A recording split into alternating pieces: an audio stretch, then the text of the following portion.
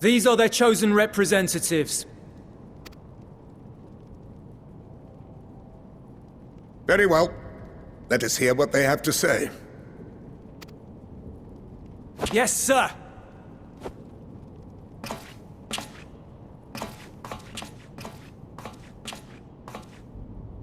I present to you our commander,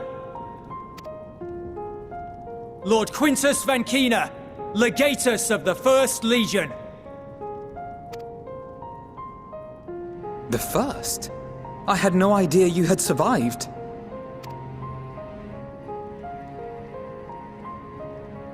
We lost our Emperor, our city, more than half our troops. For my wounds, I may never take the field again. But we survived, aye. In a manner much to your liking, I dare say. We have no intention of adding to your misfortunes, nor do we bear you any ill will. Spare me. Though you children may speak in earnest, overtures of peace ever ring hollow in my ears. So long as man stands to profit from his neighbor's suffering, war is inevitable. Driven from our ancestral homeland into this blasted waste. Yet still you yearned to rob us of our paltry scraps. 'Twas only with Magitech that you learned to keep your distance. Though we knew it was only a matter of time before you regrouped and returned.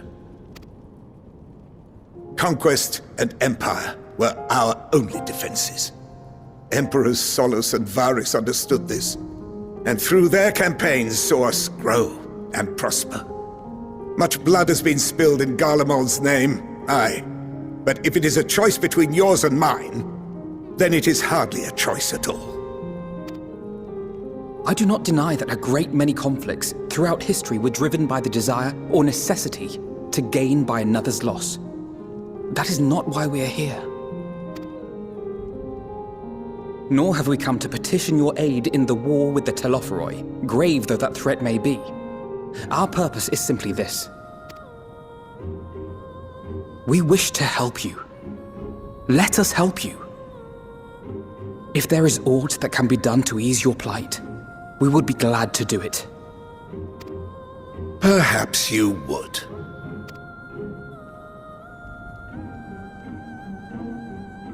But regardless of the ideals you espouse, your leaders would not send an army into Garlemald if they did not stand to benefit. If we accept their aid, they will expect their efforts to be rewarded once the Telophoroi are no longer a threat. And after compensation and concessions, the great empire would be brought to heel. Her enemies rejoice at her downfall. Our third eye, a mark of shame. We won't stand idly by and let your people be humiliated. And we're not alone in that. We only want to make a difference, to make this world of ours better. Surely you can understand that. What I'm trying to say is, there are so many people who just don't care about making you suffer. And maybe that's almost insulting after all the suffering you feel the world has subjected your people to, but believe it or not, that's the truth. And now we're here, and all we're asking is for you to tell us what you want, what you hope for. So much blood has been shed, so much lost. All because of this endless war. Who wouldn't want to end it? Can we not work together to face our problems as one?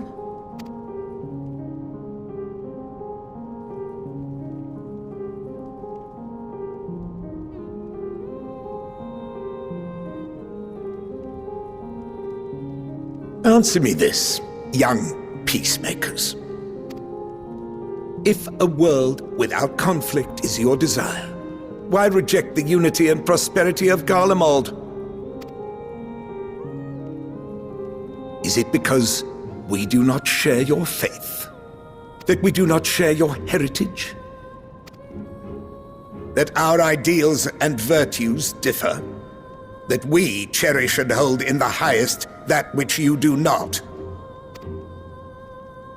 Disparity is the root of discord, and peace built on compromise is flawed and fleeting. Happiness for one and all is a dream, and the reality is that to the victor go the spoils. That is why we Garleans will never submit nor surrender. For freedom and for pride, we will remain true to ourselves until the bitter end. That is my hope.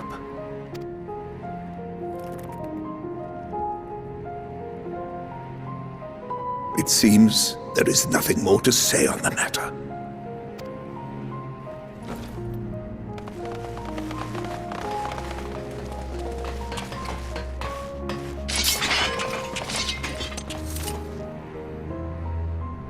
You will remain here while I decide what is to be done with you. Do not be alarmed. No harm will come to you if you cooperate.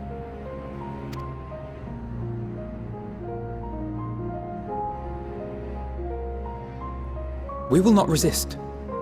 However, as your guests, I ask that we be allowed to speak with the other members of your group. As you wish.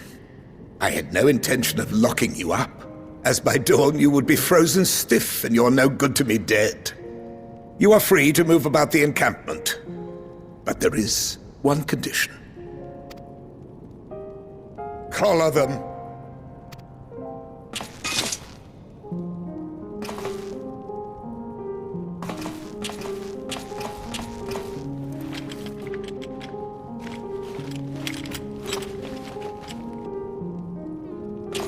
What are these?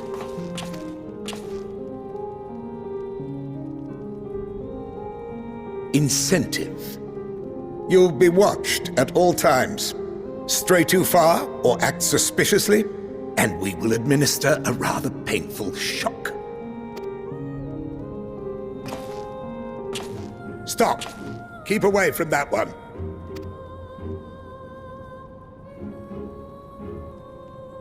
The champion of Eorzea is not so easily cowed.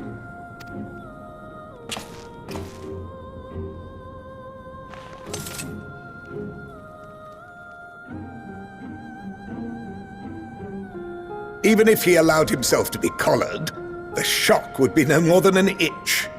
No. If he refuses to obey, we will activate the twins' restraints instead.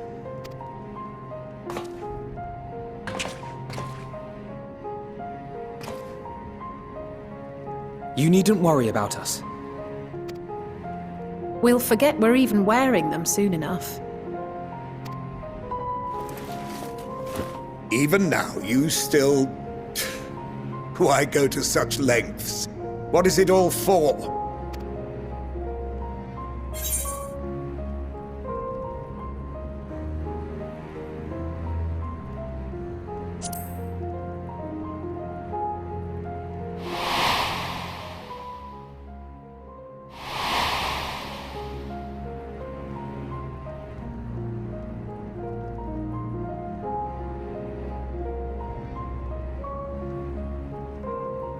You are a curious one. A far cry from the merciless barbarian others paint you to be.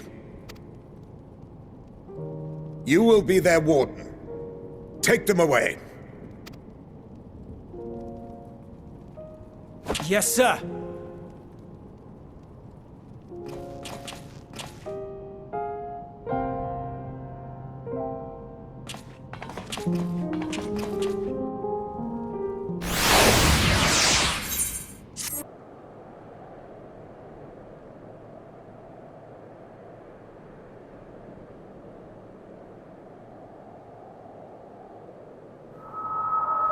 Finally escaped the watchful gaze of your keepers, have we?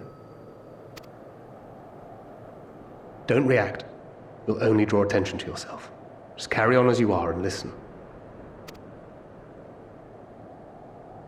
After you left with the Garlean lad, Lucia bade a few of us scouts follow you at a discreet distance. We observed you had been led into the station, but decided against venturing inside. When you emerged sometime later, and we saw that the twins were sporting Magitech collars, it was clear what had taken place. Now, as quietly as you can, tell me everything.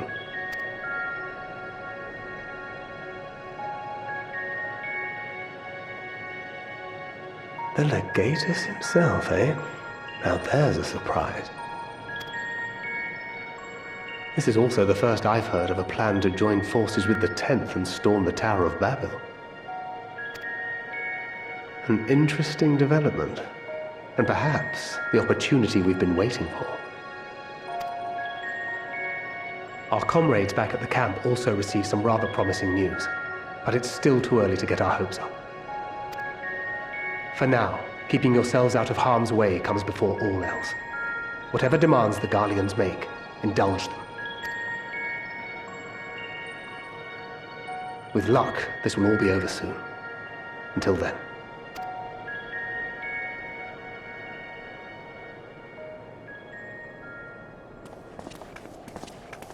They had not gone far. We searched high and low, but no luck, I'm afraid. I might have guessed you'd be the only one to find anything. I wasn't expecting much to begin with. Eventually, there will be nothing left out here for us to safely salvage. For now, this will have to suffice. We should return to the station.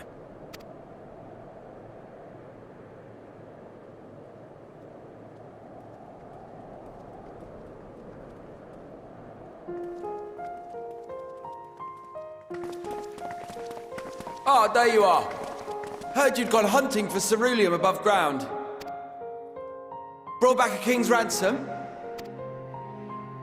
Hardly. But thanks to these three, we have enough to last a little while longer.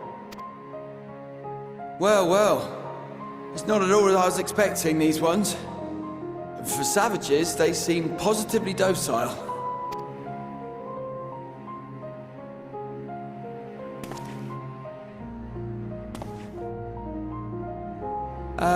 It's a poor attempt at humor. In all honesty, I'm grateful for your efforts. But even with another night of warmth, there are those among us who may not live to see the morrow.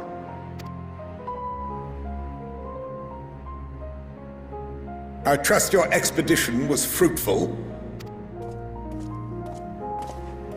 Lord Quintus!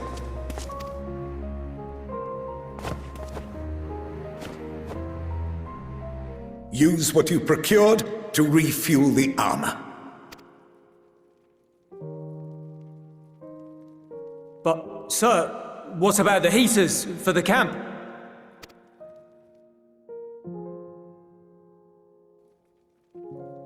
The time for action is upon us.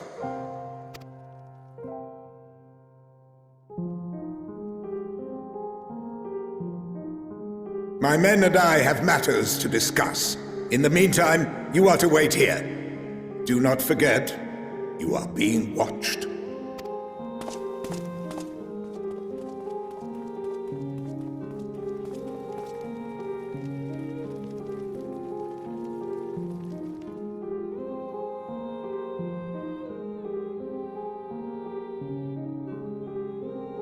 The time for action.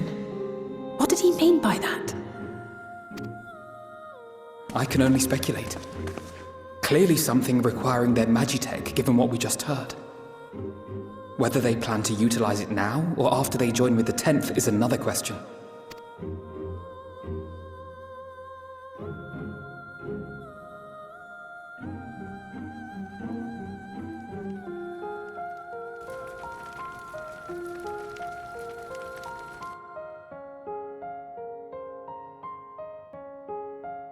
Will they ever escape this cold?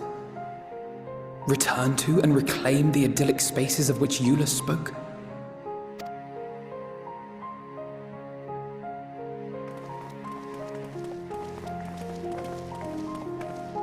Finished your war, Council?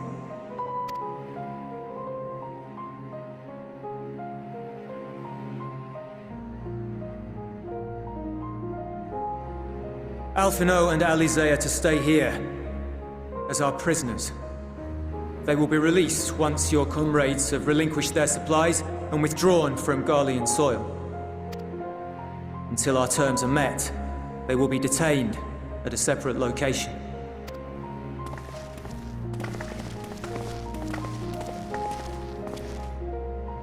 After everything we've said and done, this is how you treat us. Our allies have but limited supplies. They may stave off cold and starvation for a short while, but what then?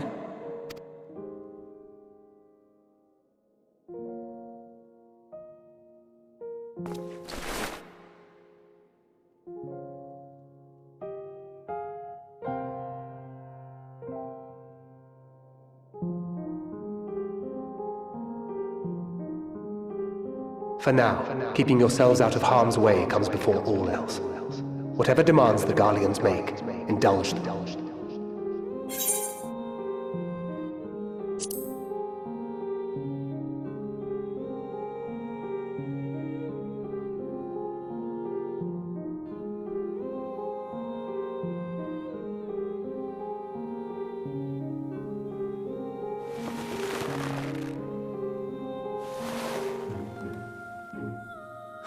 Get them out of here.